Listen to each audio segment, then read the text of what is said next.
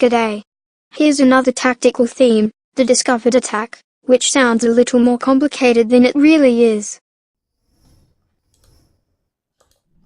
Thanks, Chloe. As usual, you're quite right. The discovered attack is not as complicated as it sounds. In fact, it's not a difficult tactical idea at all. It's quite simple. Let me show you. In this position, White's simply going to put his rook on e2 and deliver a check. No mystery.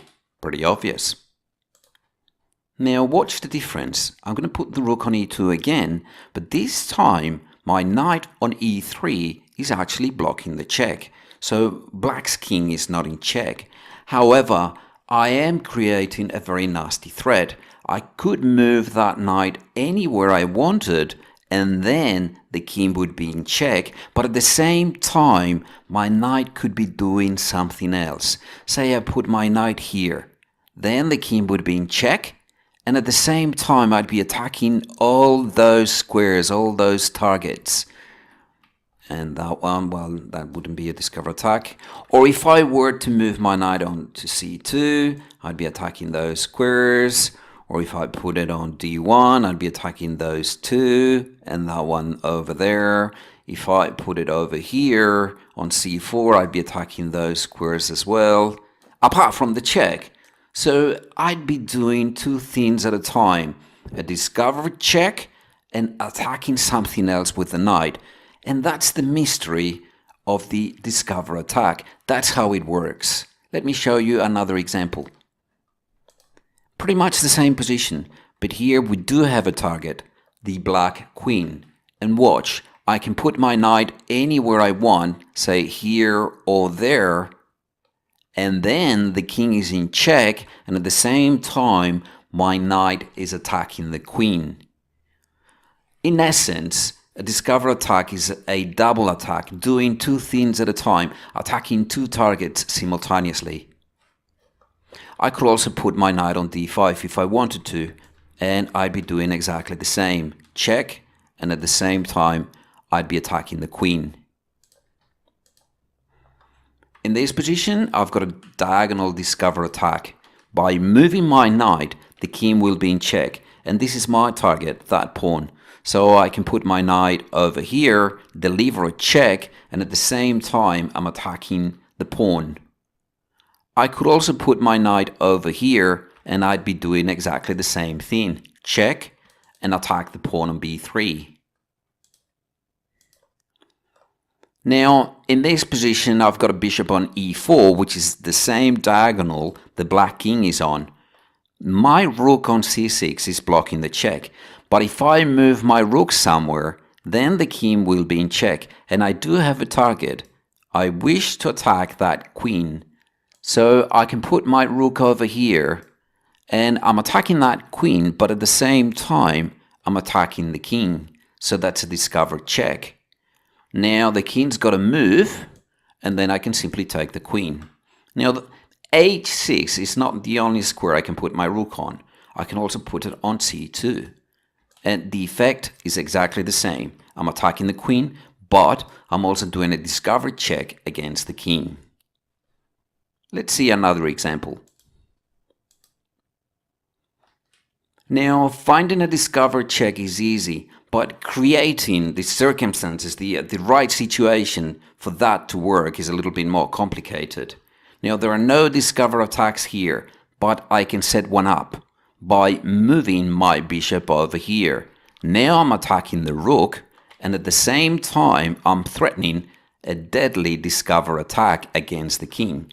For example, the rook can move over here, and now I can put my rook on a6, deliver a check. It's actually a double check with the rook and the bishop. Black cannot take that rook because the bishop is also attacking the king, so that means the king's got to move, and when it does, I can simply take this rook. But that's not the only discovered attack here, discovered check in this case. I can also put my rook over here. And as you can see, the king is in check again. So black has no time to take my rook. He's got to do something about the check. He can't take my rook with either his pawn or his rook. He's got to do something about the check. So when he moves his king out of the way, I can simply take the rook. Yes, he can take this pawn, but I can block it. White's winning. Let's move on. Now here's another position where I need to create a discover attack. There are no discover attacks here. So what I'm going to do is I'm going to put my queen over here. And as you can see, now the rook is under attack, but the black king is also on the same diagonal as the queen. And that means if the rook moves out of the way, then I can put this knight anywhere I like. For example, if the rook retreats over here, now I can do this move.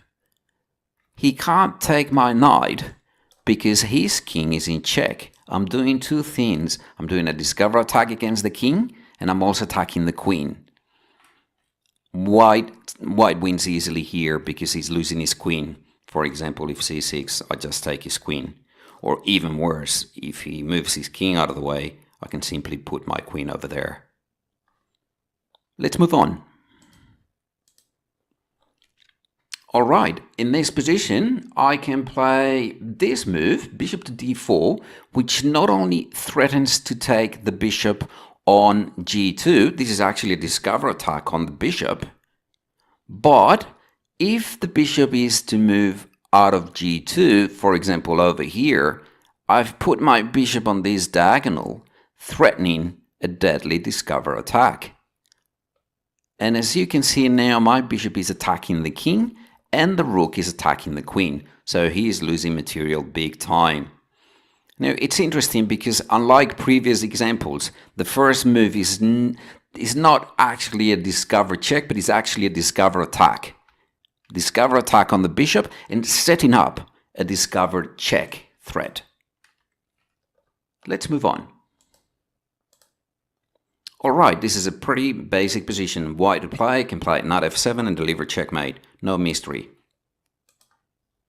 Now, in this position, white has this move, knight to g5, and this is a discover attack on the bishop. The queen threatens to take the bishop, but at the same time, my knight threatens checkmate. So it's a double threat. If black were to take my queen, then I'd go knight to f7.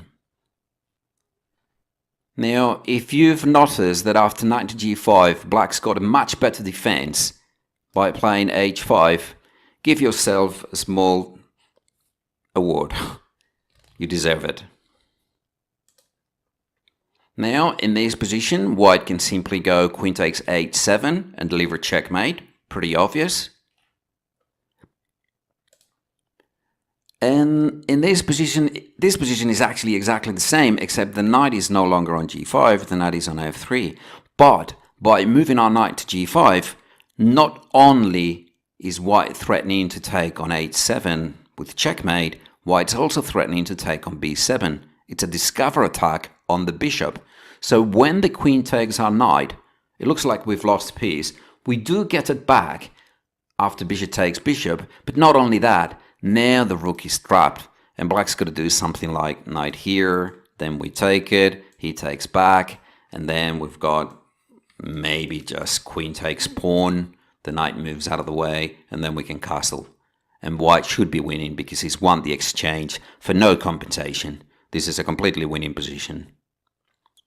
Alright, let's see another example.